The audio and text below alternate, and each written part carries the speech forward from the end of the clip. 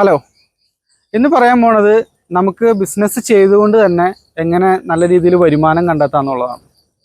ഈ golden rule എന്ന് പറഞ്ഞു കഴിഞ്ഞാൽ, നമ്മൾ തുടങ്ങുമ്പോൾ തന്നെ ഒരു ബിസിനസ് സ്റ്റാർട്ട് ചെയ്യുമ്പോൾ ഗോൾഡൻ റൂൾ എന്ന് പറഞ്ഞു കഴിഞ്ഞാൽ നല്ല ലാഭമുള്ള പ്രൊഡക്റ്റുകൾ സെലക്ട് ചെയ്യുക എന്നുള്ളതാണ്. നല്ല ലാഭമുള്ള പ്രൊഡക്റ്റുകൾ മാത്രമേ നിങ്ങൾ സെലക്ട് ചെയ്യാവുള്ളൂ. നല്ല ലാഭം എന്ന് ഉദ്ദേശിക്കണേ, നമുക്ക് ഒന്നോ രണ്ടോ ഓർഡറുകൾ പോയാൽ തന്നെ, ഒരു ദിവസം ഒന്നോ രണ്ടോ ഓർഡറുകൾ പോയാൽ തന്നെ നമ്മളുടെ ചിലവുകളും മറ്റു കാര്യങ്ങളും കഴിഞ്ഞിട്ട് പിന്നെ നമുക്ക് കുറച്ച് എമൗണ്ട് ബാലൻസ് വരണം. അത്ര രീതിയിലുള്ള പ്രൊഡക്റ്റുകൾ നമ്മൾ സെലക്ട് ചെയ്യണം. ഈ ചെറിയ ചെറിയ ലാഭമുള്ള പ്രൊഡക്റ്റുകൾ സെലക്ട് ചെയ്താലുള്ള പ്രശ്നം എന്താണെന്ന് വെച്ച് കഴിഞ്ഞാൽ, നമുക്ക് ചെറിയ ലാഭം കിട്ടുള്ളൂ. അപ്പോൾ ധാരാളം ഓർഡറുകൾ വന്നാൽ മാത്രമാണ് ശരിക്കും പറഞ്ഞു കഴിഞ്ഞാൽ നമുക്ക് ഒരു ദിവസം നല്ലൊരു വരുമാനം കിട്ടുള്ളൂ. അപ്പോൾ തുടക്കം തന്നെ നിങ്ങളൊരു ബിസിനസ്സിലേക്ക് ഇറങ്ങുമ്പോൾ തന്നെ നിങ്ങൾ ശ്രദ്ധിക്കേണ്ട കാര്യമാണ് നല്ല ലാഭമുള്ള പ്രൊഡക്റ്റുകൾ തിരഞ്ഞെടുക്കുക എന്നുള്ളത്. ഈ നല്ല ലാഭമുള്ള പ്രൊഡക്റ്റുകൾ നമ്മൾ തിരഞ്ഞെടുക്കാൻ നേരത്ത് അവിടെ അതിനനുസരിച്ച് പ്രൊഡക്റ്റിൻ്റെ പ്രൈസ് കൂടും. ഈ പ്രൈസ് കൂടാൻ നേരത്ത് നമ്മൾ ശരിക്കും ടാർഗറ്റ് ചെയ്യേണ്ടത് ഹൈ ഇൻകം ഉള്ള കസ്റ്റമേഴ്സിനെയാണ്. നല്ല ഇൻകം ഉള്ള കസ്റ്റമേഴ്സിനെ നമ്മൾ ടാർഗറ്റ് ചെയ്യണം. ഹൈ ഇൻകം എന്ന് ഉദ്ദേശിക്കുന്നത്, ഇപ്പോൾ ഉദാഹരണത്തിന് നിങ്ങളിപ്പോൾ ഒരു ലേഡീസ് പ്രീമിയം ബാഗ് വിൽക്കുകയാണ്, ലേഡീസിൻ്റെ പ്രീമിയം ആയിട്ടുള്ള ഷോൾഡർ ബാഗ് വിൽക്കുകയാണെന്ന് വിചാരിക്കുക. ഷോൾഡർ ബാഗ് സാധാരണ 250, 350, 500 ആ റേറ്റിലൊക്കെ ശരിക്കും കിട്ടും, മാർക്കറ്റിൽ കിട്ടും. പക്ഷെ നിങ്ങൾ വിൽക്കുന്ന കുറച്ചും കൂടി പ്രീമിയം പ്രൊഡക്റ്റാണ്. ഈ പ്രീമിയം പ്രൊഡക്റ്റ് എന്ന് പറയാൻ നേരത്തെ ഒരു 5000 രൂപയാവും. ഈ 5000 രൂപ തന്ന് നമ്മുടെ അടുത്ത് നിന്ന് ഈ പ്രൊഡക്റ്റ് വാങ്ങണമെങ്കിൽ നമ്മൾ ടാർഗറ്റ് ചെയ്യേണ്ട കസ്റ്റമേഴ്സ് നല്ല ഹൈ ഇൻകം ഉള്ള കസ്റ്റമേഴ്സിനെ ആയിരിക്കണം നമ്മൾ ടാർഗറ്റ് ചെയ്യേണ്ടത്. കാരണം എന്താണെന്ന് വെച്ച് കഴിഞ്ഞാൽ, ഇവരെ സംബന്ധിച്ചിടത്തോളം ഈ കസ്റ്റമേഴ്സ് ഹൈ ഇൻകം ഉള്ള കസ്റ്റമേഴ്സ് അധികം ഈ പ്രൈസ് സെൻസിറ്റീവ് ആയിട്ടുള്ളവരല്ല. അതായത് ഇതിൻ്റെ വില നോക്കി വാങ്ങുന്നവരല്ല. അവർ കുറച്ചും കൂടി ഇമോഷൻ ഡ്രിവൺ ആയിട്ടുള്ള ആളുകളാണ്. അവർക്ക് ഇഷ്ടപ്പെട്ട് കഴിഞ്ഞാൽ അതങ്ങ് എടുക്കും. ഈ 5000 രൂപയുടെ കേസ് പറഞ്ഞപ്പോൾ അത് പലർക്കും ചിലപ്പോൾ ഒരു സംശയം തോന്നിയേക്കാം, നല്ല വിലയല്ലേ, അത് ആരെങ്കിലും എടുക്കുമോ എന്നുള്ളത്. ഇവിടെ മനസ്സിലാക്കേണ്ട കാര്യം, നല്ല ഹൈ ഇൻകം ഉള്ള ഒരാളെ സംബന്ധിച്ചിടത്തോളം, ഇപ്പോൾ ഒരു മന്ത്ലി ഒരു 2 ലക്ഷം രൂപ സാലറി ഉള്ള ഒരാളെ സംബന്ധിച്ചിടത്തോളം 5000 രൂപ എന്ന് പറഞ്ഞു കഴിഞ്ഞാൽ ഒരു 2.5% അവരുടെ മാസ സാലറിയുടെ ഒരു 2.5% മാത്രമേ അത് വന്നുള്ളൂ. അപ്പോൾ അവരെ സംബന്ധിച്ചിടത്തോളം അത് വലിയൊരു തുകയാവില്ല. അത്തരത്തിലുള്ള കസ്റ്റമേഴ്സിനെ കണ്ടെത്തി അവർക്ക് മാത്രം സെല്ല് ചെയ്യുക എന്നുള്ളതാണ് ഈ പ്രീമിയം പ്രൊഡക്റ്റുകൾ നമ്മൾ സെല്ല് ചെയ്യുമ്പോൾ ശ്രദ്ധിക്കേണ്ട ഒരു കാര്യം. പിന്നെ ഇവിടെ നമ്മൾ സാധാരണ കസ്റ്റമേഴ്സിനെ ഒരിക്കലും ടാർഗറ്റ് ചെയ്യരുത്. അതായത് ഒരു 20,000, 25,000 രൂപയൊക്കെ സാലറി ഉള്ള കസ്റ്റമേഴ്സിനെ നമ്മൾ ടാർഗറ്റ് ചെയ്ത് കഴിഞ്ഞാൽ അവർക്കതൊരു വലിയ തുകയായിരിക്കും. ഇപ്പോൾ ഒരു 20,000 രൂപ മാസ സാലറി ഉള്ള ഒരാളെ സംബന്ധിച്ചിടത്തോളം 5000 രൂപ എന്ന് പറഞ്ഞു കഴിഞ്ഞാൽ അവൻ്റെ മാസ സാലറിയുടെ 25%. മറ്റേതെന്ന് പറഞ്ഞാൽ 2.5% ഇത് 25%. അപ്പോൾ ഹൈ ഇൻകം ഉള്ള കസ്റ്റമേഴ്സിനെ ടാർഗറ്റ് ചെയ്തിട്ട് നിങ്ങൾ ഇത്തരത്തിലുള്ള പ്രൊഡക്റ്റുകൾ സെല്ല് ചെയ്യുക എന്നുള്ളതാണ് പ്രധാനപ്പെട്ട കാര്യം. ഇങ്ങനെ നമ്മൾ ഒന്നോ രണ്ടോ പ്രൊഡക്റ്റുകളൊക്കെ തന്നെ ഒരു ദിവസം പോയാൽ തന്നെ നമുക്ക് നല്ല രീതിയിൽ പ്രോഫിറ്റ് കിട്ടുന്ന രീതിയിൽ നിങ്ങൾക്ക് ഓൺലൈനിലും ചെയ്യാൻ പറ്റും, പുറത്തും ചെയ്യാനായിട്ട് പറ്റും. പ്രത്യേകം ശ്രദ്ധിക്കേണ്ട കാര്യം എന്താണെന്ന് വെച്ച് കഴിഞ്ഞാൽ, പ്രീമിയം പ്രൊഡക്റ്റ് ആയിരിക്കണം, നമുക്ക് നല്ല രീതിയിൽ പ്രോഫിറ്റ് എടുക്കാൻ സാധിക്കണം. ഈ അധിക ആളുകളും ഓൺലൈനിലാവട്ടെ പുറത്താവട്ടെ ഇത്തരം പ്രൊഡക്റ്റുകൾ തിരഞ്ഞെടുത്ത് വിൽക്കാത്തതിൻ്റെ കാരണം എന്താണെന്ന് വെച്ച് കഴിഞ്ഞാൽ, അവർക്ക് പേടിയാണ് ഇതാരെങ്കിലും വാങ്ങോ, അതല്ലെങ്കിൽ അവരുടെ ആ ഒരു സ്റ്റാൻഡേർഡ്, അവരുടെ ആ ഒരു പർച്ചേസിങ് പവർ വെച്ചിട്ടാണ് അവർ മറ്റ് കസ്റ്റമേഴ്സിനെ കണക്കാക്കണത്. അപ്പോൾ അവർക്ക് കംഫർട്ടബിൾ ആയിട്ടുള്ള പ്രൊഡക്റ്റുകളായിരിക്കും അവരധികം എടുക്കുക. ഇങ്ങനെ വരുമ്പോൾ പ്രശ്നം എന്താണെന്ന് വെച്ച് കഴിഞ്ഞാൽ, അധിക ആളുകളും വില കുറഞ്ഞ പ്രൊഡക്റ്റുകൾ, ചീപ്പ് പ്രൊഡക്റ്റുകൾ വിൽക്കുന്നതിൻ്റെ ഒരു കാരണം എന്താണെന്ന് വെച്ച് കഴിഞ്ഞാൽ, വിലക്കുറവ് കണ്ട് ഒരുപാട് കസ്റ്റമേഴ്സ് വരും. അത് ആ വിലയിൽ അട്രാക്റ്റഡ് ആയിട്ട് കുറേ കസ്റ്റമേഴ്സ് വരും. പക്ഷേ നമ്മൾ വില കുറച്ച് വിൽക്കുന്ന പ്രൊഡക്റ്റുകളുടെ, വിലക്കുറവുള്ള പ്രൊഡക്റ്റുകളുടെ ഒരു പ്രശ്നം എന്താണെന്ന് വെച്ച് കഴിഞ്ഞാൽ, നമുക്ക് അതിനനുസരിച്ചുള്ള ക്വാളിറ്റിയെ കൊടുക്കാൻ പറ്റുള്ളൂ. നല്ലൊരു പ്രൊഡക്റ്റ് ചിലപ്പോൾ കൊടുക്കാൻ സാധിച്ചോളണമെന്നില്ല. ഇപ്പോൾ ലോ ക്വാളിറ്റി ആവാൻ നേരത്ത്, അധികം കസ്റ്റമേഴ്സിന് കൊടുക്കാൻ നേരത്ത് റിട്ടേണുകൾ ധാരാളമായിട്ട് വരാൻ തുടങ്ങും. ഈ ലോ ക്വാളിറ്റി ഉള്ള പ്രൊഡക്റ്റ് ശരിയാണ്, അവർ ആ വില കണ്ട് അവർ വാങ്ങിച്ചു, അവർ വാങ്ങിയതിന് ശേഷം അതിന് ക്വാളിറ്റി ഇല്ലയെന്ന് മനസ്സിലാക്കി കഴിഞ്ഞാൽ ഈ ആളുകൾ തന്നെ, ഈ ചീപ്പ് കസ്റ്റമേഴ്സ് തന്നെ കംപ്ലൈൻ്റ് ആയിട്ട് വരും. ഇതിൻ്റെ പ്രശ്നം എന്താണെന്ന് വെച്ച് കഴിഞ്ഞാൽ, അവർ ചിന്തിക്കില്ല, അതായത് ഇത്ര രൂപയല്ലേ കൊടുത്തോളൂ, അപ്പോൾ അതുകൊണ്ട് അതിൻ്റെ ക്വാളിറ്റിയാണ് ഇതിനുണ്ടാവുള്ളൂ എന്നുള്ള അവർ ചിന്തിക്കില്ല. അവരെപ്പോഴും അവർക്ക് എന്ത് കിട്ടി എന്നുള്ളതാണ് ചിന്തിക്കുള്ളൂ. ഈ ലോ ഇൻകം ഉള്ള കസ്റ്റമേഴ്സിൻ്റെ ഒരു പ്രശ്നം അവിടെയാണ്. നിങ്ങൾ അധികം ഇത് ചെയ്യണതിൻ്റെ ഒരു കാരണം എന്താണെന്ന് വെച്ച് കഴിഞ്ഞാൽ, വില കുറച്ച് വിൽക്കാൻ നേരത്ത് കൂടുതൽ കസ്റ്റമറെ അട്രാക്ട് ചെയ്യാന്നുള്ള രീതിയിലാണ്. ഈ വില കുറച്ച് ശരിക്കും വില കുറവിൽ വിൽക്കുമ്പോൾ വേറൊരു പ്രശ്നം എന്ന് പറഞ്ഞാൽ, നമ്മുടെ മാർജിൻ എന്ന് പറഞ്ഞാൽ ടൈനി മാർജിനാണ്, വളരെ കുറച്ച് മാർജിൻ മാത്രമേ കിട്ടുള്ളൂ. അപ്പോൾ ധാരാളം കസ്റ്റമേഴ്സിനെ കണ്ടെത്തി അവർക്ക് വിറ്റാൽ മാത്രമാണ് നമുക്ക് നല്ല രീതിയിൽ ലാഭം കിട്ടുള്ളൂ. ചെറിയ ഒരു 3-4 കസ്റ്റമറെ ഒന്നും കിട്ടിയിട്ട് കാര്യമില്ല. നമുക്ക് നല്ല രീതിയിൽ വോളിയം പോകണം, ഓർഡറുകളുടെ എണ്ണം പോകണം. അപ്പോൾ അതിനനുസരിച്ച് നിങ്ങൾ എംപ്ലോയീസിനെ ഹയർ ചെയ്യേണ്ടതായിട്ട് വരും, കൂടുതൽ സ്പേസ് എടുക്കേണ്ടതായിട്ട് വരും. മൊത്തത്തിൽ പറഞ്ഞു കഴിഞ്ഞാൽ നിങ്ങളുടെ ഓവർ ഹെഡ് കൂടും. ഇതെല്ലാം ചെയ്താലും നമ്മൾ എടുക്കുന്ന ആ പണിക്കുള്ളൊരു എന്താ പറയുക, നമുക്കൊരു ഇൻകം കിട്ടണമെങ്കിൽ ഈ വളരെ ചീപ്പായിട്ടുള്ള പ്രൊഡക്റ്റുകൾ നിങ്ങൾ വിൽക്കാതിരിക്കുക എന്നുള്ളതാണ് ഒന്നാമത്തെ ഗോൾഡൻ റൂൾ. അതാണ് നമുക്ക് നല്ല ലാഭമുള്ള പ്രൊഡക്റ്റിൽ നമ്മൾ സ്റ്റാർട്ട് ചെയ്യണം. നല്ല ലാഭമുള്ള പ്രൊഡക്റ്റ് ആകുമ്പോൾ എന്താണെന്ന് വെച്ച് കഴിഞ്ഞാൽ നമുക്ക് കുറച്ച് ക്വാളിറ്റി ഉള്ള കസ്റ്റമേഴ്സിനെ അട്രാക്ട് ചെയ്യാനായിട്ട് സാധിക്കും.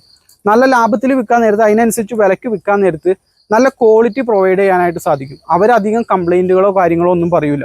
പിന്നെ അധിക കസ്റ്റമേഴ്സ്, ഈ ഒരു കാറ്റഗറിയിലുള്ള കസ്റ്റമേഴ്സ് ഡിസ്കൗണ്ട് നമ്മളോട് ചോദിക്കില്ല. അധികം ഡിസ്കൗണ്ടോ കാര്യങ്ങളോ ഒന്നും ചോദിക്കില്ല. അപ്പം ഞാൻ തന്നെ എൻ്റെ ചില പ്രൊഡക്റ്റുകൾ വിറ്റപ്പോൾ വളരെ കുറഞ്ഞ വിലക്ക് വിറ്റപ്പോൾ എനിക്ക് സംഭവിച്ചത് എന്താണെന്ന് വെച്ച് കഴിഞ്ഞാൽ, ഞാൻ പലപ്പോഴും അത് പറഞ്ഞിട്ടുണ്ട്, ബ്ലൂടൂത്ത് സ്പീക്കർ അതുപോലെ വളരെ ചീപ്പായിട്ടുള്ള പ്രൊഡക്റ്റുകളൊക്കെ സെല് ചെയ്തപ്പോൾ നല്ല ഓർഡറുകൾ നമുക്ക് കിട്ടും, ധാരാളം ഓർഡറുകൾ കിട്ടും. പക്ഷേ എന്താണെന്ന് വെച്ച് കഴിഞ്ഞാൽ ഒരുപാട് പേരായിട്ട് കോൾ ചെയ്യണം, നമ്മൾ ചാറ്റ് ചെയ്തിരിക്കണം, അവർക്കത് കൊറിയർ അയച്ചു കൊടുക്കണം. ഇതെല്ലാം കഴിഞ്ഞാലും ക്വാളിറ്റി ഇല്ലെങ്കിൽ അത് തിരിച്ചെടുക്കണം. നമ്മൾ ആ മൊത്തത്തിൽ എടുക്കുന്ന പണിക്കുള്ളൊരു ബെനിഫിറ്റ് നമുക്ക് അതിൽ നിന്നൊരു ഇൻകം ആയിട്ട് വന്നില്ല ആ ഒരു ബിസിനസ് മോഡലിൽ നിന്ന്.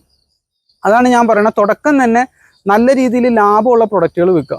ഹൈ ഇൻകം ഉള്ള കസ്റ്റമേഴ്സിനെ നിങ്ങൾ ടാർഗറ്റ് ചെയ്തിട്ട് കുറച്ചും കൂടി പ്രീമിയം ആയിട്ടുള്ള പ്രൊഡക്റ്റ് നിങ്ങൾ സെല് ചെയ്യാനായിട്ട് നോക്കുക.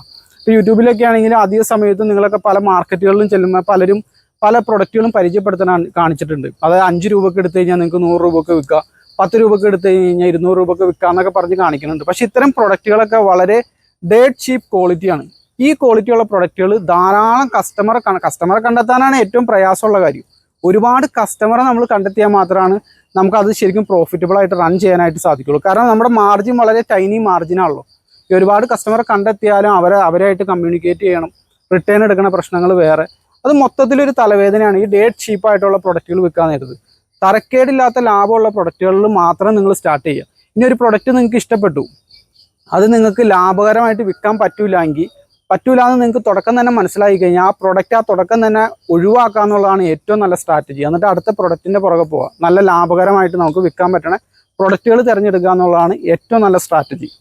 പിന്നെ അതുപോലെ തന്നെ വളരെ ചീപ്പായിട്ടുള്ള പ്രൊഡക്റ്റുകൾ വിൽക്കുമ്പോൾ ഒരു പ്രശ്നം എന്താണെന്ന് വെച്ച് കഴിഞ്ഞാൽ, ഈ കസ്റ്റമർ നമ്മുടെ അടുത്തേക്ക് വന്നേക്കുന്നത് വിലക്കുറവിൽ ആകർഷ്ടരായിട്ടാണ്. വിലക്കുറവ് കണ്ടുകൊണ്ടാണ് ഈ കസ്റ്റമേഴ്സ് നമ്മുടെ അടുത്തേക്ക് വന്നേക്കുന്നത്. അപ്പോൾ എന്നാണോ നമ്മളേക്കാൾ വില കുറച്ച് ആ പ്രൊഡക്റ്റ് അവർക്ക് എവിടെ നിന്നെങ്കിലും കിട്ടണത്, ആ സ്ഥലത്തേക്ക് അവർ പോകും. നമ്മളുടെ സർവീസിൻ്റെ ബെനിഫിറ്റ് കൊണ്ടോ അല്ലെങ്കിൽ നമ്മളുടെ ആ പ്രൊഡക്റ്റിൻ്റെ ക്വാളിറ്റി കൊണ്ടോ ഒന്നുമല്ല ആ കസ്റ്റമർ നമ്മുടെ അടുത്ത് വന്നേക്കണേ. വില കുറവാണെന്നുള്ള ഒറ്റ കാരണം കൊണ്ടാണ് ഈ കസ്റ്റമർ നമ്മുടെ അടുത്ത് വന്നേക്കണേ. അപ്പോൾ എപ്പോഴാണ് അവർക്ക് ലോ പ്രൈസിൽ ഈ സെയിം പ്രൊഡക്റ്റ് അവൈലബിൾ ആവണേ, അവരുടെ അടുത്തേക്ക് പോകും. അതൊരു ലോയൽ കസ്റ്റമർ കാറ്റഗറി എന്ന് പറയാൻ പറ്റില്ല. നമ്മളായിട്ട് സ്റ്റിക്ക് ചെയ്ത് നിൽക്കില്ല. പിന്നെ നമ്മൾ ചില വില ഇട്ട് കഴിഞ്ഞ് കഴിഞ്ഞാൽ, ഇത്തരം കസ്റ്റമേഴ്സിൻ്റെ മുമ്പിലേക്ക് നമ്മളൊരു വില പറഞ്ഞു കഴിഞ്ഞാൽ പിന്നെ വില കൂട്ടുക എന്ന് പറഞ്ഞാൽ കുറച്ചും കൂടി ചാലഞ്ചിങ് ആയിട്ടുള്ളൊരു കാര്യമാണ്. ഇപ്പോൾ ഓൺലൈനിലെല്ലാം ഓൺലൈനൊക്കെ വന്നതോടുകൂടി പല പ്ലാറ്റ്ഫോമുകളിലും നമ്മൾ വിൽക്കാൻ ഉദ്ദേശിക്കുന്ന പല പ്രൊഡക്റ്റുകളും വളരെ ചീപ്പായിട്ട് ഇത്തരം പ്ലാറ്റ്ഫോമുകളിൽ കിട്ടും. നമ്മൾ അവരുമായിട്ട് മത്സരിക്കേണ്ടതായിട്ട് വരും. ഇത്തരം കസ്റ്റമേഴ്സ് നമ്മുടെ അടുത്ത് എൻക്വയറി ചെയ്തുകൊണ്ട് നേരെ പോയി ഈ പ്ലാറ്റ്ഫോമുകളിൽ നിന്ന് വാങ്ങിക്കും. ഇപ്പോൾ ഈ ഫുഡ് വെയറിൻ്റെയൊക്കെ ബിസിനസ് ചെയ്യുന്നവർ പലരും നേരിടുന്ന ഒരു പ്രശ്നമാണ്, അവരുടെ ഷോപ്പിൽ വന്ന് സൈസും കാര്യങ്ങളും എല്ലാം നോക്കും, വിലയൊക്കെ ചോദിച്ചിട്ട് അവർ കസ്റ്റമേഴ്സ് തന്നെ അങ്ങോട്ട് ഇറങ്ങിപ്പോവും. എന്നിട്ട് ഇത്തരം പ്ലാറ്റ്ഫോമുകളിൽ നിന്ന് ഓർഡർ ചെയ്യും. കാരണം അവിടെ വിലക്കുറവാണ്. ഈ ചീപ്പ് കസ്റ്റമറെ അവരെ മാത്രം നമ്മൾ ടാർഗറ്റ് ചെയ്താലുള്ള ഒരു പ്രശ്നം ഇതാണ്. കാരണം എന്നാണോ അവർക്ക് വിലക്കുറവിൽ ഈ പ്രൊഡക്റ്റ് കിട്ടുന്നത്, ആരാണോ അവർക്ക് വിലക്കുറവിൽ ഈ പ്രൊഡക്റ്റ് കൊടുക്കുന്നത്, അവരുടെ അടുത്തേക്ക് ഈ കസ്റ്റമേഴ്സ് പോകും. പിന്നെ ധാരാളം കസ്റ്റമർ കണ്ടെത്തണം. ഇതേപോലെ ഒരുപാട് കസ്റ്റമറെ നമ്മൾ കണ്ടെത്തിയാൽ മാത്രമാണ് നമുക്ക് പ്രോഫിറ്റബിൾ ആവാൻ പറ്റുള്ളൂ. ഇപ്പം നിങ്ങൾ ശ്രദ്ധിച്ചിട്ടൊന്നും അറിയില്ല, ഇൻസ്റ്റഗ്രാമിലൊക്കെ പലരും പല പ്രൊഡക്റ്റുകളൊക്കെ വെക്കണം. അവരുടെ എന്താ പറയുക, കൈകൊണ്ടെല്ലാം ഉണ്ടാക്കി കുറച്ചും കൂടിയും ആർട്ടിസ്റ്റിക് ആയിട്ടുള്ള പ്രൊഡക്റ്റുകളൊക്കെ ഉണ്ടാക്കി അവർ സെല് ചെയ്യുന്നുണ്ട്. അവരുടെ പ്രൈസ് എന്ന് പറഞ്ഞാൽ വളരെ വളരെ ടൈനി ആയിട്ടുള്ള മാർജിനിലാണ് അവർ വിൽക്കുന്നത്. 100 രൂപ, അതേപോലെ തന്നെ 80 രൂപയൊക്കെ ഉള്ളൂ എന്നൊക്കെ പറഞ്ഞ് പലരും പരസ്യം കൊടുക്കുന്നുണ്ട്. എന്തുമാത്രം ഓർഡറുകൾ കിട്ടിയാലാണ്, നല്ലോണം ഓർഡറുകൾ കിട്ടിയാൽ മാത്രമാണ് അവർക്ക് ശരിക്കും ഒരു നല്ലൊരു വരുമാനം വരുള്ളൂ. ചിലപ്പോൾ 30 രൂപയായിരിക്കും അതിൽ നിന്ന് കിട്ടണ വരുമാനം, ലാഭം എന്ന് പറയുന്നത്. ചിലപ്പോൾ 50 രൂപയായിരിക്കും അവർക്ക് കിട്ടണ ലാഭം എന്ന് പറയുന്നത്. അപ്പോൾ എന്താ വെച്ചാൽ എന്തെങ്കിലും ചെറിയൊരു മിസ്റ്റേക്ക് എവിടെയെങ്കിലും വന്നു കഴിഞ്ഞാൽ ആ ലാഭം കംപ്ലീറ്റ് പോകും. ഇപ്പോൾ ഉദാഹരണത്തിന് ഓൺലൈനിൽ സെല് ചെയ്യണ ആളുകൾ, ഇപ്പോൾ ഷിപ്പിംഗ് കമ്പനി നിങ്ങൾക്ക് 50 രൂപ ലാഭമുള്ളതെന്ന് നിങ്ങൾ സങ്കല്പിക്കുക. ഷിപ്പിംഗ് കമ്പനി ഒരു 30 രൂപ എന്താ പറയുക കൊറിയർ ചാർജ് കൂട്ടി. ഷിപ്പിംഗ് കമ്പനി 30 രൂപ കൊറിയർ ചാർജ് കൂട്ടി. അപ്പോൾ അവിടെ വന്ന പ്രശ്നം എന്താണെന്ന് വെച്ച് കഴിഞ്ഞാൽ 50 രൂപ ലാഭമുള്ളവൻ്റെ അടുത്തുനിന്ന് 30 രൂപ എക്സ്ട്രാ വീണ്ടും ഇറങ്ങിപ്പോയാണ്. അപ്പം നിങ്ങൾക്ക് അവിടെ ലാഭം 20 ആയി. അതായത് ചെറിയ ചെറിയ കോസ്റ്റ് അങ്ങോട്ടും ഇങ്ങോട്ടൊക്കെ വേരി ചെയ്താൽ തന്നെ നിങ്ങൾ ഒരു നാരോ പാത്തിലൂടെ സഞ്ചരിച്ചുകൊണ്ടിരിക്കുകയാണ്. എപ്പോഴും ഇങ്ങനെ എപ്പോൾ വേണമെങ്കിലും വീഴാന്നുള്ള രീതിയിൽ. ഈ കുറഞ്ഞ മാർജിൻ എടുക്കുമ്പോൾ ഒരു പ്രശ്നം അതാണ്. എവിടെയെങ്കിലും ഒരു ചെറിയ മിസ്റ്റേക്ക് വന്നു കഴിഞ്ഞാൽ നമ്മുടെ പ്രോഫിറ്റബിലിറ്റി കംപ്ലീറ്റ് നഷ്ടമാവും. അന്ന് അതേസമയം നിങ്ങളൊരു 1000 രൂപ ഒറ്റ ഓർഡറിൽ തന്നെ 1000 രൂപയുള്ളൊരു ലാഭം കിട്ടുന്ന ഒരു പ്രൊഡക്റ്റാണ് നിങ്ങൾ സെല് ചെയ്യണമെങ്കിൽ, ഇപ്പോൾ ഷിപ്പിംഗ് കമ്പനി ഒരു 30 രൂപ കൂട്ടിയാലും നമ്മളെ സംബന്ധിച്ചിടത്തോളം 970 രൂപ അപ്പോഴും പ്രോഫിറ്റ് ഉണ്ട്. ഒരു 30-ൻ്റെയോ 50-ൻ്റെയോ ഒന്നും ഡിഫറൻസ് ഒരിക്കലും നിങ്ങളെ ബിസിനസ്സിനെ ഡയറക്റ്റ് ബാധിക്കണില്ല. ഇതാണ് കുറച്ചും കൂടി നല്ല പ്രൊഡക്റ്റുകൾ സെലക്ട് ചെയ്ത് കുറച്ച് നല്ല വിലയ്ക്ക് വിറ്റാലുള്ള ഒരു ഗുണം ഇതാണ്. നിങ്ങൾ ശ്രദ്ധിച്ചിട്ടുണ്ടോ എന്ന് അറിയില്ല, നമ്മുടെ നാടുകളിലൊക്കെ ഈ റെസ്റ്റോറൻറ്റുകൾ, പുതിയ റെസ്റ്റോറൻറ്റുകളൊക്കെ തുടങ്ങാൻ നേരത്ത് ഈ ഫുഡ് വ്ളോഗേഴ്സൊക്കെ വന്നിട്ട് അവിടെ വീഡിയോയും കാര്യങ്ങളൊക്കെ എടുക്കും. അപ്പോൾ അത് കഴിയുമ്പോൾ തന്നെ പെട്ടെന്നൊരു സ്പൈക്ക് വരും, കസ്റ്റമേഴ്സിൻ്റെ എണ്ണത്തിൽ ഒരുപാട് കസ്റ്റമേഴ്സ് നിറഞ്ഞു വരും. അപ്പോൾ എന്ന് വെച്ചാൽ ഇവർക്ക് ഹാൻഡിൽ ചെയ്യാൻ പറ്റാവുന്നതിലും കൂടുതൽ കസ്റ്റമേഴ്സ് വരാൻ നേരത്തെ അവർ പെട്ടെന്ന് തന്നെ കടവും എവിടെന്നെങ്കിലൊക്കെ എന്തെങ്കിലുമൊക്കെ കടം എടുത്തിട്ടോ ബാങ്കിൽ നിന്ന് എടുത്തിട്ടോ പെട്ടെന്ന് എക്സ്പാൻഡ് ചെയ്യാൻ നോക്കും. അടുത്ത റൂം എടുക്കും, മേളിലൊരു റൂം എടുക്കും. ഇത് 1-2 മാസമൊക്കെ ഇതിങ്ങനെ പോകും. പിന്നെ പതിയെ കസ്റ്റമേഴ്സിൻ്റെ എണ്ണം കുറയും. കസ്റ്റമേഴ്സിൻ്റെ എണ്ണം കുറയാൻ നേരത്ത് ഈ കസ്റ്റമറുടെ എണ്ണത്തിൽ മാത്രം ഡിപ്പെൻഡ് ചെയ്തിട്ടാണ് ഇവർ ബിസിനസ് ചെയ്യണത്. അതായത് ഒരു ദിവസം ചുരുങ്ങിയത് ഒരു 250 കസ്റ്റമറെ കിട്ടിയാൽ മാത്രമാണ് നല്ല രീതിയിൽ റൺ ചെയ്ത് പോകുള്ളൂ.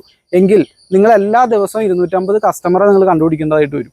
അപ്പോൾ ഇവർ പെട്ടെന്ന് അങ്ങ് എക്സ്പാൻഡ് ചെയ്യാൻ നേരത്ത് ഇവരുടെ കോസ്റ്റും ഓവർഹെഡൊക്കെ അങ്ങോട്ട് കൂടും.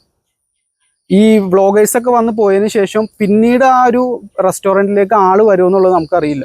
അതാണ് പല റെസ്റ്റോറൻറ്റുകളും ഒരു 5-6 മാസമൊക്കെ കഴിയുമ്പോൾ കൂട്ടി പോണതിൻ്റെ ഒരു കാരണം അതാണ്. അപ്പോൾ കസ്റ്റമറുടെ എണ്ണത്തിൽ മാത്രം ഡിപ്പെൻഡ് ചെയ്ത് ഒരിക്കലും ബിസിനസ് ചെയ്യരുത്.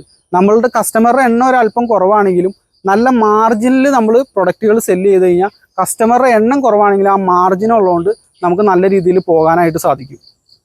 അപ്പോൾ ഈ വീഡിയോയുടെ മൊത്തത്തിലുള്ള ഒരു സാരെന്ന് പറഞ്ഞു കഴിഞ്ഞാൽ നല്ല ലാഭമുള്ള പ്രൊഡക്റ്റുകൾ സെലക്ട് ചെയ്യുക. കുറഞ്ഞ ലാഭമുള്ള പ്രൊഡക്റ്റുകൾ നിങ്ങൾ എടുക്കാൻ നേരത്ത് ചെറിയ എന്തെങ്കിലുമൊക്കെ മിസ്റ്റേക്ക് വരുമ്പോൾ തന്നെ നമുക്ക് നഷ്ടം സംഭവിക്കുകയാണ്. പിന്നെ അതുപോലെ തന്നെ ഒരുപാട് കസ്റ്റമറെ നമ്മൾ കണ്ടെത്തേണ്ടതായിട്ട് വരും. പിന്നെ ചീപ്പ് കസ്റ്റമേഴ്സിനെ സംബന്ധിച്ചിടത്തോളം അവർ നമ്മളുടെ ആ ഒരു പണിക്കുള്ള ഒരു അപ്രിസിയേഷൻ തരില്ല. കാരണം എന്താണെന്ന് വെച്ച് കഴിഞ്ഞാൽ പ്രത്യേകിച്ച് ഈ ആർട്ടിസ്റ്റിക് വർക്കൊക്കെ ചെയ്യുന്നവർ വളരെ വില കുറച്ചൊക്കെയാണ് വെക്കുന്നത്. അവരതിൽ ടൈം സ്പെൻഡ് ചെയ്യുന്നുണ്ട്, അവർ ഒരുപാട് ക്രിയേറ്റീവായിട്ടുള്ള വർക്കുകൾ അത് ചെയ്യുന്നുണ്ട്. പക്ഷേ ചീപ്പ് കസ്റ്റമറെ സംബന്ധിച്ചിടത്തോളം അവർക്ക് ഏറ്റവും വിലക്കുറവിൽ അത് കിട്ടണം. അപ്പോൾ നിങ്ങൾ തുടക്കം തന്നെ നിങ്ങൾ ശ്രദ്ധിക്കേണ്ട കാര്യം എന്താണെന്ന് വെച്ച് കഴിഞ്ഞാൽ നല്ല ലാഭമുള്ള പ്രൊഡക്റ്റുകളിലേക്ക് കൈവെക്കുക എന്നുള്ളതാണ്. മറ്റേതെന്ന് പറഞ്ഞു കഴിഞ്ഞാൽ ഏറെക്കുറെ ടൈം വേസ്റ്റാണ് നമ്മുടെ. അപ്പോൾ ഇതുപോലുള്ള ബിസിനസ് വിശേഷങ്ങളുമായിട്ട് നമുക്ക് വീണ്ടും കാണാം. Thank you for watching.